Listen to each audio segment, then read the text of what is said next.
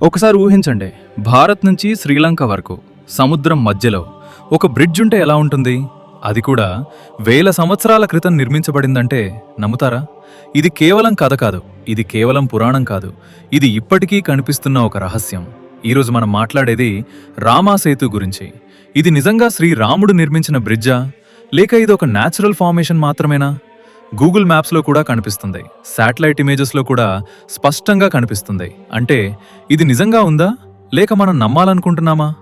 మరొక షాకింగ్ విషయం ఏంటంటే, కొన్ని రాళ్లు నీళ్ల మీద తేలుతున్నాయి అంటారు. నాసా కూడా ఈ స్ట్రక్చర్ గురించి మాట్లాడింది అంటారు. సైంటిస్ట్ ఒకలా చెప్తున్నారు, భక్తులు ఇంకోలా చెప్తున్నారు. అయితే అసలు నిజం ఏంటి? ఇది దేవుడి శక్తియా, లేక ప్రకృతి అద్భుతమా, లేక మనిషి నిర్మించిన ఏన్షియంట్ ఇంజనీరింగా? ఈ వీడియోలో మీరు వినబోయేది కేవలం ఒక కథ కాదు, mythology plus science plus history మూడూ కలిసిన ఒక మైండ్ బ్లోయింగ్ మిస్టరీ. చివరికి మీరే డిసైడ్ చేయాలి, రామాసేతు నిజమా లేక మిత్తా? సో రెడీయా? మనం ఈ రహస్య ప్రయాణం మొదలు పెట్టేద్దాం. కానీ వీడియో స్టార్ట్ చేసే ముందు మీరు ఈ వీడియో కింద జై శ్రీరామ్ అని కామెంట్ చేయాలి. నేను మీ అందరి కామెంట్స్ చూస్తాను. మరియు నా కంటెంట్ మీకు నచ్చితే మీరు ఖచ్చితంగా ఛానల్ను సబ్స్క్రైబ్ చేసుకోవాలి. సో ఇక ఆలస్యం చేయకుండా let's begin our today's episode. మరి ముందుగా రామసేతు అంటే అసలు ఏమిటి? సింపుల్గా చెప్పాలంటే ఇది భారత్లోని రమేశ్వరం నుంచి శ్రీలంకలోని మన్నార్ ఐలాండ్ వరకు సముద్రం మధ్యలో కనిపించే ఒక chain of lime stone Sholes.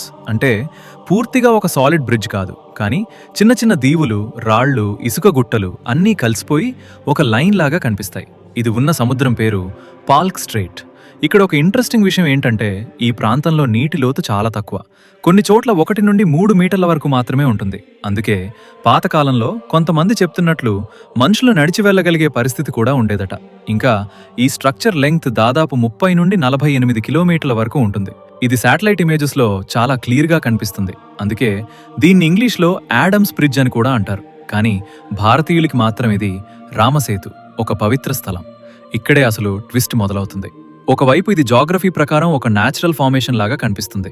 మరోవైపు మన రామాయణంలో ఇది ఒక మ్యాన్ మేడ్ బ్రిడ్జ్గా చెప్పబడింది. అంటే ఒకే స్ట్రక్చర్కి 2 స్టోరీస్, ఒకటి సైన్స్, ఒకటి మైథాలజీ. మరి అసలు రామాయణంలో ఏం జరిగింది? శ్రీరాముడు నిజంగా ఈ బ్రిడ్జ్ ఎలా నిర్మించాడు? రాళ్లు ఎలా తేలాయి? ఎవరు నిర్మించాడు? ఇది తెలుసుకోవాలంటే మనం ఇప్పుడు వేల సంవత్సరాల వెనక్కి వెళ్ళాలి. ఇప్పుడు మనం వెళ్దాం వేల సంవత్సరాల క్రితం, రామాయణ కాలానికి. అప్పుడు పరిస్థితి ఎలా ఉందో తెలుసా? రావణుడు సీతాదేవిని తీసుకెళ్లి శ్రీలంకలో బంధించాడు. అప్పుడు శ్రీరాముడు తన భార్యను తిరిగి తీసుకురావాలని నిర్ణయించాడు. కానీ ఒక పెద్ద సమస్య, మధ్యలో ఒక భారీ సముద్రం. అది దాటకుండా శ్రీలంక చేరడం అసాధ్యం. ఇక్కడే మొదలవుతుంది అసలు. రాముడు సముద్ర దేవుణ్ణి ప్రార్థించాడు, మాకు దారి ఇవ్వు అని. కొన్ని రోజులు గడిచినా ఎలాంటి స్పందన లేదు. అప్పుడు రాముడు కోపంగా తన బాణాన్ని సిద్ధం చేశాడు. అప్పుడు సముద్రదేవుడు ప్రత్యక్షమయ్యాడని రామాయణం చెప్తుంది. అతను చెప్పిందేమిటంటే, సముద్రాన్ని ఎండబెట్టడం కాదు, మీరు ఒక బ్రిడ్జ్ నిర్మించండి అని. అక్కడికి వచ్చారు నల మరియు నీల.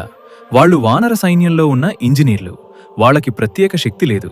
కానీ సముద్రదేవుడు ఒక ముఖ్యమైన విషయం చెప్పాడు, మీరు రాళ్లపై రామా పేరు రాస్తే నేనే చూసుకుంటాను, అవి మునగకుండా తేలేలా చేస్తాను అని. అప్పుడు వానర సైన్యం మొత్తం కలిసి పెద్ద పెద్ద రాళ్లు, చెట్లు తీసుకువచ్చి రామా అని రాసి భక్తితో సముద్రంలో వేశారు. ఆశ్చర్యంగా ఆ రాళ్లు మునగకుండా నీళ్ల మీద తేలాయి. ఇది కేవలం కథ కాదు, రామాయణంలో చెప్పిన నిజమైన సంఘటన అని చాలామంది నమ్ముతారు. అలా రోజుల పాటు కష్టపడి ఒక భారీ బ్రిడ్జిని నిర్మించారు. అదే ఈరోజు మనం చూస్తున్న రామసేతు అని చెప్తారు. ఇది వినడానికి ఒక మిరాకిల్లాగా అనిపించదా? రాళ్లు నిజంగా తేల్తాయా? ఇది నిజంగా జరిగిందా, లేక ఒక సింబాలిక్ స్టోరీ మాత్రమేనా? ఇక్కడే సైన్స్ ఎంట్రీ ఇస్తుంది. నిజంగా ఫ్లోటింగ్ స్టోన్స్ ఉన్నాయా? వాటికి ఎక్స్ప్లెనేషన్ ఏంటి? శాటిలైట్ ఇమేజెస్ ఏం చెప్తున్నాయి? ఇప్పటి వరకు మనం చూసింది రామాయణ స్టోరీ. ఇప్పుడు చూద్దాం సైన్స్ ఏమి చెప్తోంది. మొదటగా చాలామంది చెప్తారు నాసా రామాసేటుని ప్రూఫ్ చేసింది అని. కానీ నిజమేమిటంటే, నాసా ఈ స్ట్రక్చర్ని మ్యాన్ మేడ్ అని అఫీషియల్లీ కన్ఫర్మ్ చేయలేదు. అవును, శాటిలైట్ ఇమేజెస్లో ఈ స్ట్రక్చర్ చాలా క్లియర్గా కనిపిస్తుంది. ఇండియా నుంచి శ్రీలంక వరకు ఒక చైన్ లాగా ఉంది. కానీ సైంటిస్ట్ చెప్పేదేమిటంటే, ఇది ఒక natural formation. Sand banks plus coral reefs plus lime stone Sholes, ఇవి కలిసి సంవత్సరాల పాటు ఏర్పడిన స్ట్రక్చర్. ఇంకో ఇంట్రెస్టింగ్ విషయం ఏమిటంటే, ఈ ప్రాంతంలో వాటర్ చాలా షాలోగా ఉంటుంది. కరెంట్స్, టైడ్స్ వల్ల ఇసుక, రాళ్ళు ఒక లైన్లో చేరి ఉండొచ్చు అని. ఇప్పుడు బిగ్గెస్ట్ క్వశ్చన్, ఫ్లోటింగ్ స్టోన్స్ నిజమా? కొన్ని చోట్ల రామేశ్వరం దగ్గర కొన్ని రాళ్ళు నీళ్ల మీద తేలుతున్నాయి చూపిస్తారు. అవి చూసి చాలామంది అంటారు ఇదే రామాసేతు ప్రూఫ్ అని. కానీ సైన్స్ ఏం చెప్తోంది? అవి ప్యూమిస్ స్టోన్స్ కావచ్చు, ఇవి వాల్కానిక్ రాక్స్. వాటిలో చిన్న చిన్న ఎయిర్ పాకెట్స్ ఉంటాయి, అందుకే నీళ్ల మీద తేలగలవు. అంటే ఫ్లోటింగ్ స్టోన్స్కి కూడా ఒక సైంటిఫిక్ ఎక్స్ప్లెనేషన్ ఉంది. కానీ ఒక పెద్ద డౌట్ ఇంకా ఉంది. ఈ స్ట్రక్చర్ పూర్తిగా న్యాచురల్ అయితే ఎందుకు ఇది ఒక స్ట్రెయిట్ లైన్ లాగా ఉంది? ఎందుకు ఇండియా నుంచి శ్రీలంక వరకు కనెక్ట్ అవుతుంది? ఇది కోఇన్సిడెన్స్ మాత్రమేనా, లేక ఎవరో ఏన్షియంట్ ఇంజనీరింగ్ చేశారా? ఇక్కడ నుంచే మిస్టరీ ఇంకా లోతుగా వెళ్తుంది. కొన్ని థియోరీస్, షాకింగ్ క్లెయిమ్స్. ఇప్పుడే అసలు మైండ్ బ్లోయింగ్ పార్ట్ మొదలవుతుంది. ఒకవైపు సైన్స్ చెప్తోంది ఇది న్యాచురల్ ఫార్మేషన్, కానీ ఇంకొక వైపు కొన్ని థియోరీస్ మాత్రం చాలా షాకింగ్గా ఉన్నాయి. మొదటి థియరీ, ఈ స్ట్రక్చర్ పూర్తిగా న్యాచురల్ కాదు, man made plus natural mix అయి ఉండొచ్చు. అంటే ముందే షాలో శాండ్ బ్యాంక్స్ ఉన్నాయి, వాటి మీద ఏన్షియంట్ పీపుల్ స్టోన్స్ వేసి ఒక యూజబుల్ బ్రిడ్జ్గా మార్చి ఉండొచ్చు. ఇది ఎందుకు పాసిబుల్ అనుకుంటున్నారు తెలుసా? ఈ స్ట్రక్చర్ ఆల్మోస్ట్ స్ట్రెయిట్ లైన్లో ఉంది, ఇది ర్యాండమ్గా ఏర్పడినట్టుగా కనిపించదు. ఇంకో థియరీ, ఇది పూర్తిగా ఏన్షియంట్ ఇంజనీరింగ్ మావెల్. అంటే రామాయణ కాలంలో అడ్వాన్స్డ్ నాలెడ్జ్ ఉండి వాళ్ళు ఒక టెంపరీ బ్రిడ్జ్ నిర్మించి ఉండొచ్చు. తర్వాత కాలక్రమేణా అది న్యాచురల్ ఫార్మేషన్తో మిక్స్ అయిపోయి ఉండొచ్చు. ఇంకా ఒక ఇంట్రెస్టింగ్ క్లెయిమ్, కొన్ని రీసెర్చర్స్ చెప్తున్నారు ఈ ప్రాంతంలో ఉన్న స్టోన్స్ ఏజ్ 7,000 సంవత్సరాల కంటే పాతవి కావచ్చని. అంటే ఇది రామాయణ కాలంతో మ్యాచ్ అవుతుందా? ఇది ఇంకా కన్ఫర్మ్ కాలేదు, కానీ డౌట్ మాత్రం స్ట్రాంగ్గా ఉంది. ఇంకో మిస్టరీ, ఎందుకు ఈ బ్రిడ్జ్ ఓన్లీ ఈ ప్లేస్లోనే ఉంది? ఎందుకు ఇదే ఎగ్జాక్ట్ లొకేషన్లో ఇండియా శ్రీలంక కనెక్ట్ అవుతోంది? ఎందుకు ఇదే పాత్ రామాయణలో చెప్పిన దారితో మ్యాచ్ అవుతోంది? ఇది కోఇన్సిడెన్స్ అనిపిస్తుందా, లేక హిస్టరీ ప్లస్ మైథాలజీ కలిసిన ప్రూఫ్ అనిపిస్తుందా? ఇక్కడే డిబేట్ ఇంకా స్ట్రాంగ్ అవుతుంది. బిలీవర్స్ అంటారు ఇది రాముడు నిర్మించినదే, సైంటిస్ట్స్ అంటారు ఇది నేచర్ వర్క్. మరి ఈ డిఫరెన్స్ వల్ల ఒక పెద్ద కాంట్రవర్సీ కూడా వచ్చింది. అదేమిటి, ఎందుకు ఈ బ్రిడ్జ్ని డెస్ట్రాయ్ చేయాలని ప్లాన్ చేశారు? ప్రజలు ఎందుకు అపోజ్ చేశారు? ఇప్పటి వరకు మిస్టరీ మాత్రమే చూసాం. ఇప్పుడు చూద్దాం ఈ విషయం ఎందుకు నేషనల్ కాంట్రవర్సీ అయింది. ఇది ప్రారంభమైంది ఒక ప్రాజెక్ట్ వల్ల, పేరు సేతు సముద్రం ప్రాజెక్ట్. ఈ ప్రాజెక్ట్ ఎయిమ్ ఏమిటంటే ఇండియా నుంచి శ్రీలంక చుట్టూ తిరగకుండా నేరుగా షిప్స్ వెళ్లేలా సముద్రంలో ఒక షిప్పింగ్ క్యానల్ తవ్వడం. సింపుల్గా పెద్ద పెద్ద షిప్స్కి షార్ట్ కట్ రూట్ ఇవ్వడం. ఇది ఎకనామీకి చాలా యూస్ఫుల్ అని గవర్నమెంట్ చెప్పింది.